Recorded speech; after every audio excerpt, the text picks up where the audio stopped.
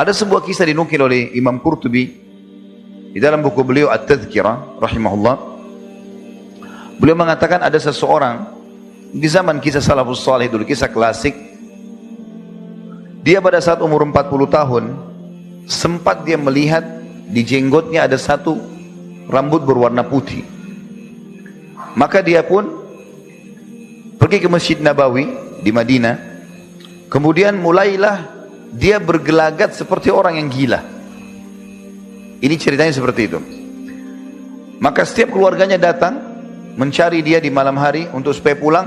Dia seakan-akan membuat dirinya orang gila. Ucapannya tidak teratur. Sampai keluarganya pikir sakit nih ayah kami.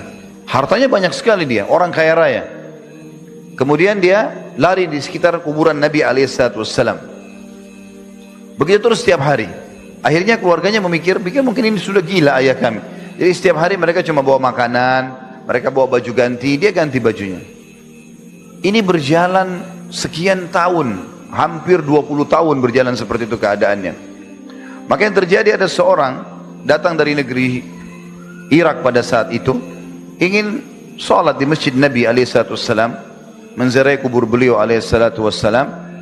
Begitu dia masuk ke masjid, dengan hikmah Allah Subhanahu Wa Taala, dia lihat orang ini. Orang ini rupanya kalau ada yang ngajak ngomong, dia langsung keluarkan kata-kata omongan seakan-akan orang yang gila.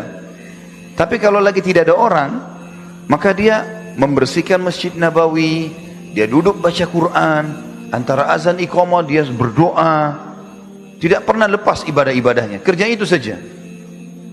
Selama 3 hari diikutin terus. Allah SWT gerakan hati orang ini melihat, ya, orang yang jadi target tadi.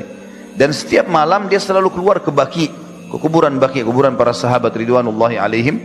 Kemudian dia merenung di situ sambil dia ucapkan kalimat. Dia mengatakan, ya Allah, andai saja sudah tiba saatnya, ambillah aku ini. Terus dia ucapkan begitu dan dia minta rahmat Allah, minta pengampunan dari Allah, dan doa-doanya sangat berbobot. Tapi dia nggak tahu kalau orang yang dari Irak ini mengikutinya.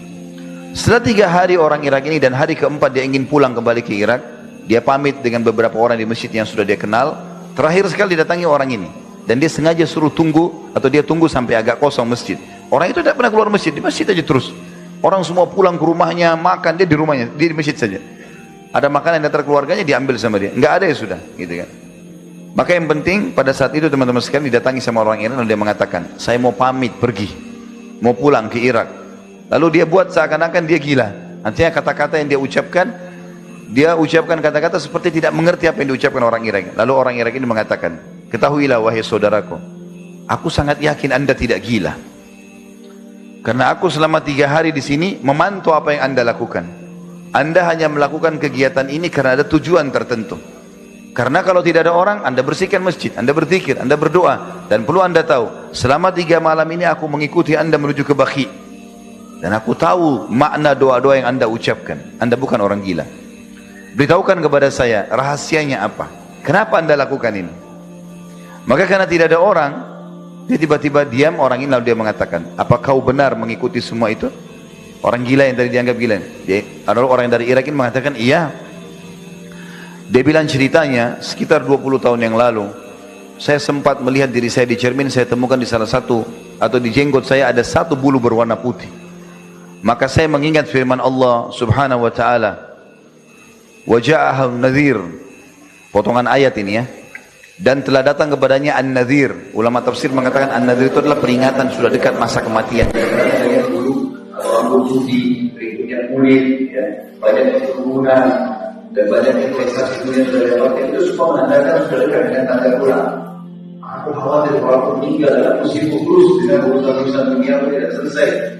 Maka aku lakukan ini, dan kalau aku bilang sama anak-anak, kalau aku bisa pulang, aku akan sibuk selalu mengurus dan tidak selesai. Dengan cara seperti ini, anak-anakku aku pantu dari Jawa, aku lihat tetap jalan usaha-usaha, mereka juga tetap bisa jalan, dan aku juga bisa ibadah. Maka dengan cara seperti ini aku selamatkan diriku. Artinya ini ijtihad dari orang ini. Tapi bagaimana orang ini segera mengambil langkah yang terbaik, mirip dengan makna hadis tadi. Artinya ada orang berijtihad segera menuju ke akhirat, apalagi di batas umur tertentu, apalagi di atas 40 tahun, sudah tujuannya akhirat semuanya. Ya. Mirip dengan hadis tadi, sungguh beruntung kata Nabi SAW, orang yang mengambil tali kekangan kudanya, lalu dia picu menuju ke jalan Allah, rambutnya sampai berantakan, tidak terurus lagi, ya, kakinya penuh dengan debu, tapi dia tetap berjihad, dia mengejar pahala untuk menuju ke akhirat sana, maka itu sudah beruntung orang seperti ini. Beruntung artinya, ada arti kata, dia sudah mengisi urusan untuk akhiratnya.